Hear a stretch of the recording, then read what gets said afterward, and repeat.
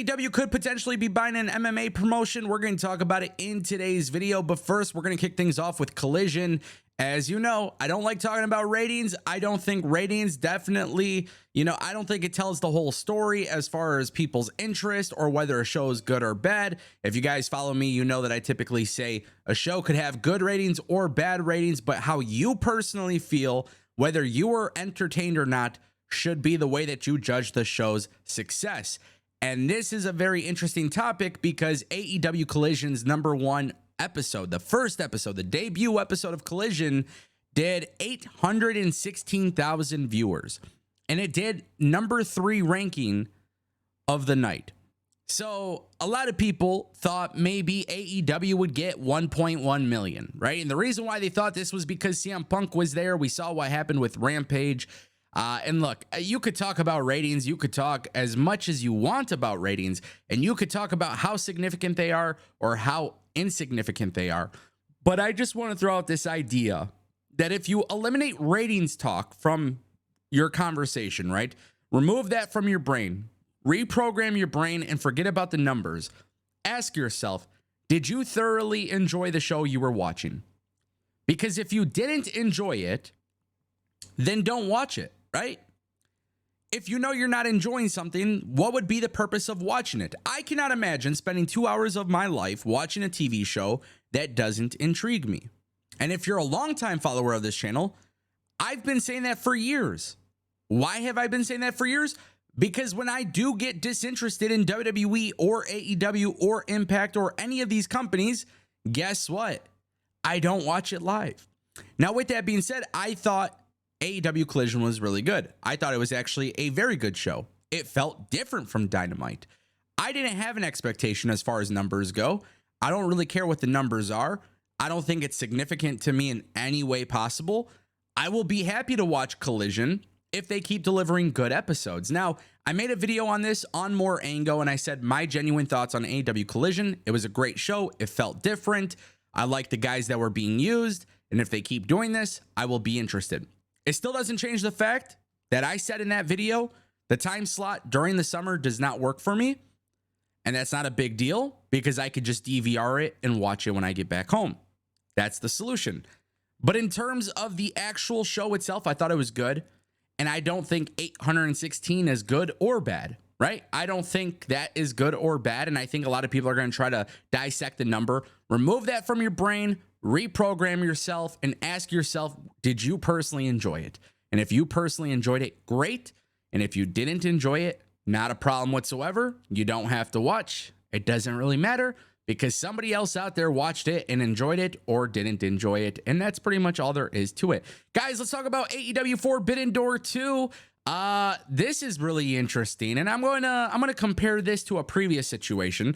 So basically, Sean Ross Sapp of FightfulSelect.com came out and reported that as of this past weekend, Kenta and CM Punk are no longer facing each other at New Japan Pro Wrestling AEW Forbidden Door 2. The report also added that Kenta expressed to New Japan Pro Wrestling and AEW that he isn't facing CM Punk at the Forbidden Door show. This is interesting. Now, the reason why I think this is interesting is just because last week, prior to Dynamite, Chris Jericho tweeted on Twitter that he will never face off against Sting. He doesn't want the match with Sting. And sure enough, everybody tuned into Dynamite, and what do? That looks like they're setting up Sting and Chris Jericho. So obviously, these guys are really, really good at telling you something's not going to happen, and then eventually it happens, right? As far as Kenta and CM Punk goes, I understand why it's a dream match for many people. Obviously, there is somewhat of a story there. If you pay attention to a lot of the behind the scenes and a lot of the stuff, obviously because of the GTS finisher. But as far as CM Punk and Kenta goes, we'll see if it actually happens, right? We'll see if Kenta and CM Punk actually happens. But right now it appears, at least according to Sean Ross Sapp, it appears that this match is not going on, and it very well may not go on. But obviously you got to kind of mention the tidbit about Chris Jericho and Sting, because the day before it sounds like it won't happen. The next day it looks like it's happening, right? As far as Forbidden Door 2 goes, I mean, I talked about this in my previous video. I think Forbidden Door 2 is going to be a great pay-per-view because, again, for the hardcore audience, It's not about stories. It's not about storytelling. It's not about these big buildups. It's about giving you the matches that people want to see. You're getting Ospreay and Omega. You're getting Kenny. You're getting Bryan Danielson and Okada. Obviously, Kenta and Punk would have been a big match. The real question here is, what would AEW do if this is like sincerely not happening, right? If this match is actually not happening, you have to wonder what AEW is going to deliver for CM Punk at the event. And obviously, I think the no-brainer here is Tanahashi, because MJF doesn't want to fight at the pay-per-view. And if they choose not to have MJF fight at the pay-per-view, then it actually makes a lot of sense for AEW to have CM Punk versus Tanahashi. And obviously, you can use this as a way to build up CM Punk versus MJF yet again. And I would do that at All In. That's a really big matchup for AEW. I think there's a lot that they can... I think MJF and CM Punk at All In could be a really big, massive main event. Obviously, it depends if they want to do anything with the Bucks and Kenny and all of these different things. But the reality here is that there is a lot of potential with CM Punk and MJF. So if you do CM Punk and Tanahashi at Forbidden Door 2, it actually uses this big event with a lot of attention on it to segue into a big feud for the pay-per-view that truly matters, and the one that obviously you want more people to watch. Realistically, I look at this as like a really, not really a problem. Like if we get Kenta and Punk, cool. If we don't get Kenta and Punk, I guess I'm not necessarily worried about it, if that makes sense. But it's going to be interesting to watch Dynamite tonight and see how they go about it. That should be very interesting. And that brings us to our final story of today's video. Ariel Helwani was doing his live show today. And boy, oh boy, does he have everybody talking, because there has been this conversation. If you guys watch MMA, maybe you watch UFC, ONE FC, there's so many different companies. PFL has been rumored to buy Bellator MMA. And there's been public discussions and conversations about them potentially merging. Ariel Helwani was talking today about Tony Khan and his father, who, keep in mind, they own Fulham, they own the Jaguars, they own so many other companies, but obviously they own AEW.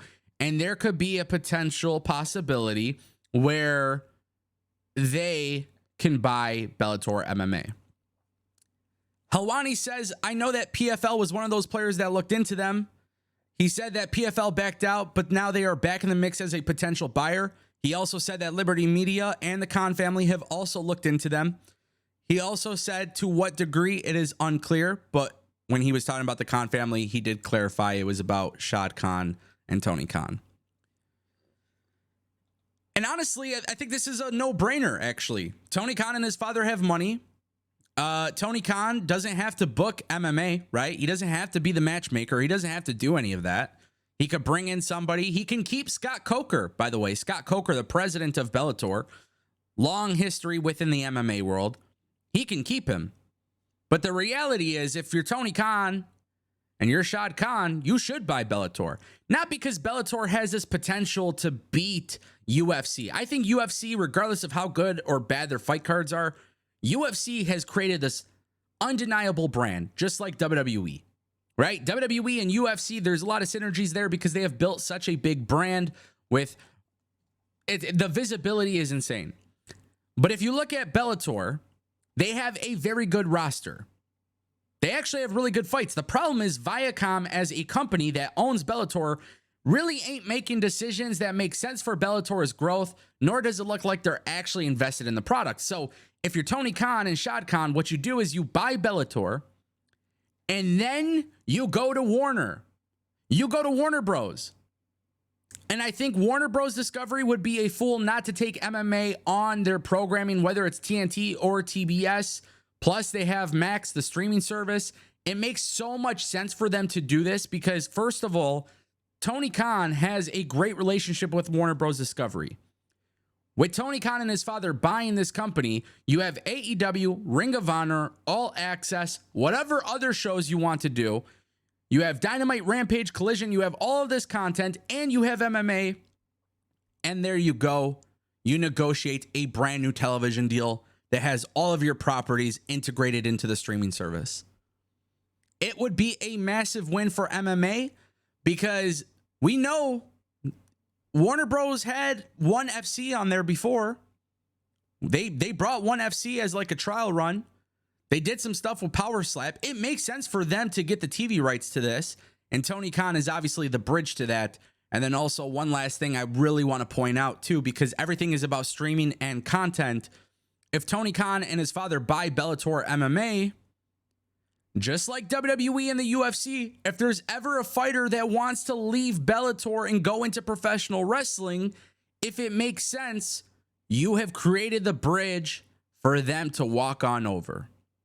And that's just a little bit of the icing on the cake. Let me know what you guys think. I think this would actually be a great thing. It doesn't hurt AEW. I don't think it hurts anything. I don't think Tony Khan is going to have to do much work with that. I think he's going to have the right people in place. It's all about funding. That's what Bellator needs. They need money, and they need somebody who would be invested. And you can say what you want about the creative and booking of AEW, but the one thing the Khan family has, they are dedicated to their businesses. It doesn't matter what you personally think about their businesses, but you need to know that these guys care about their businesses, and that is what Bellator needs. They need somebody who genuinely cares, and it doesn't look like Viacom is doing that.